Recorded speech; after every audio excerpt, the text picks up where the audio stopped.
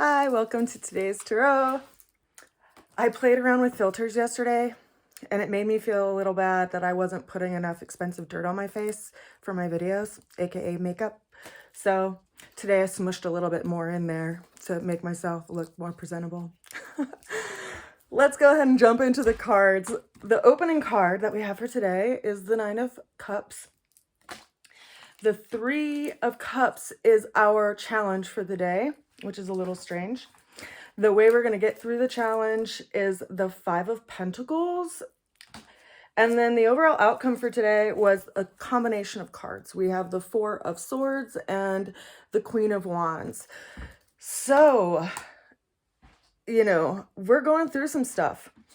We are in this place of nostalgia and looking at situations and things in our past and maybe having a little bit of remorse over experiences and missing them. And the reason why I say that is because we have this Three of Cups that's showing up as our challenge, almost as if, there are opportunities that we feel like are out there, but at the same time, we don't feel like they're available to us, or, we don't feel like we can access them, maybe based on the situations that are happening in the environment that we live in, or in our own health environment. Like the mandates are one thing, for healthcare workers, and then there's also a lot of people who are missing a lot of social interaction because they can't go to different environments if they don't have a vaccine. So there's a lot going on with people, especially considering that we are social creatures, right? We enjoy each other's company, and we're feeling a little bit of heaviness around that. Now, the way that we're going to get through the challenge that showed up as the Five of Pentacles is reminding us that everything is all about perspective. And I've been sharing a lot of time on the phone with people lately and just trying to encourage them to try an experiment of where they put their attention. Like, I know that we have this conditioning in our culture that if we're, looking out at our lives, we always want to find the one thing that looks out of place and we want to fix it, right? We're problem solvers by nature. And yet there are some things that happen in life that we can't just put a wrench to, or a screwdriver to, or, throw into a fire. There are things that we have to allow time to work on and let friction work on as well.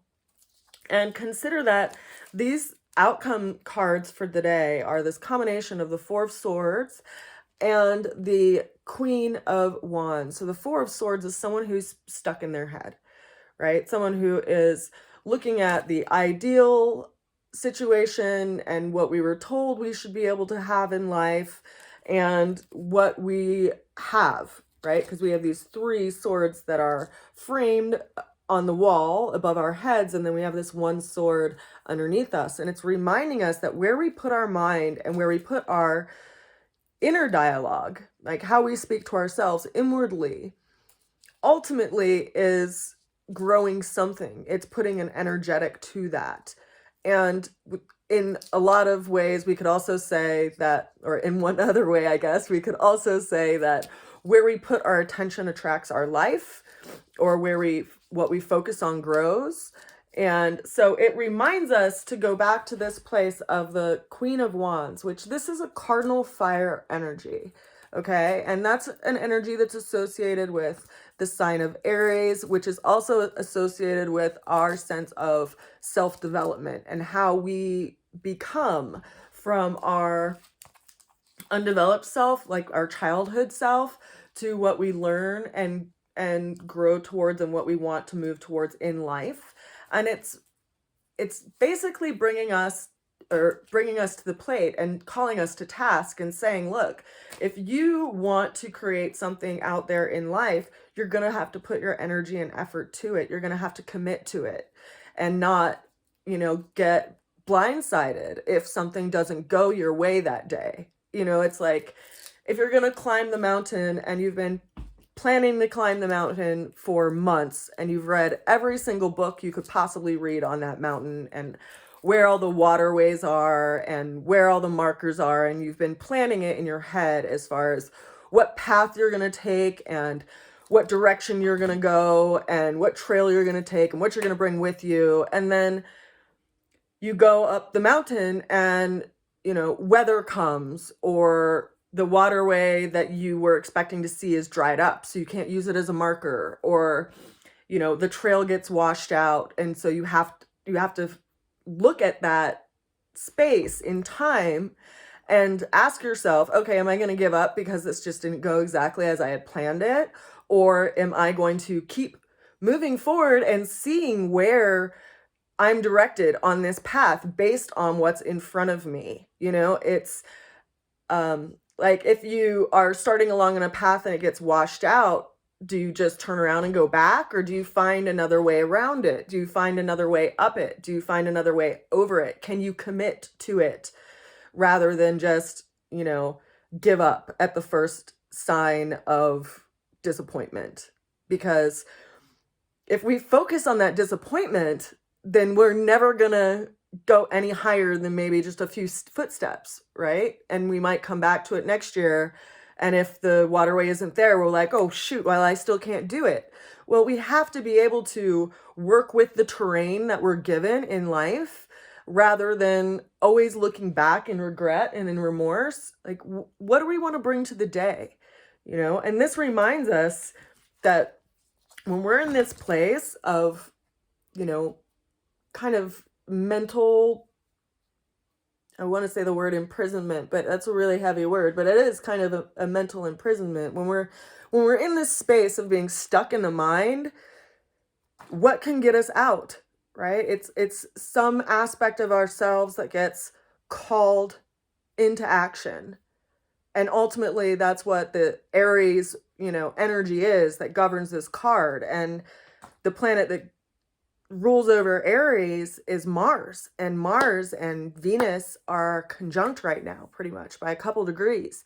And if you go out in the morning and look out to the eastern sky before the sun rises, you'll see Venus. You won't necessarily be able to see Mars because it's a little further away, but you'll see Venus because it's so bright.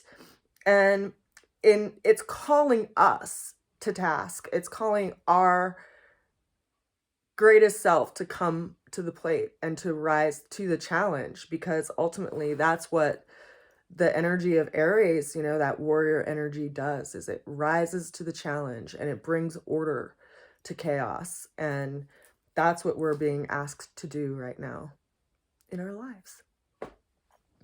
I send you a good wish on Saturday. I hope you're doing something fun.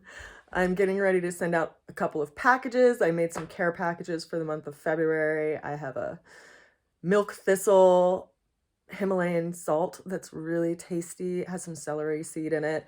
It's my salty liver love salt. And then I have a lovely locks hair oil and a Mountain Magic shea butter that has juniper and pinyon pine and fir balsam in it as its scent. Oh, it's so delicious. And then I've been experimenting with doing some natural lip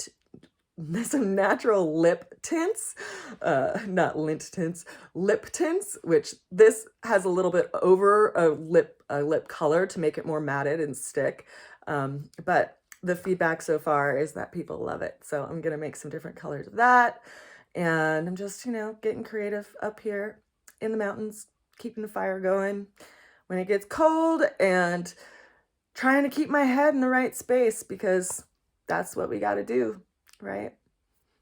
I send you a lot of love. I hope you have a fun day and that you get out of your head and into your body. I'll see you again soon. Bye for now. Mwah, mwah.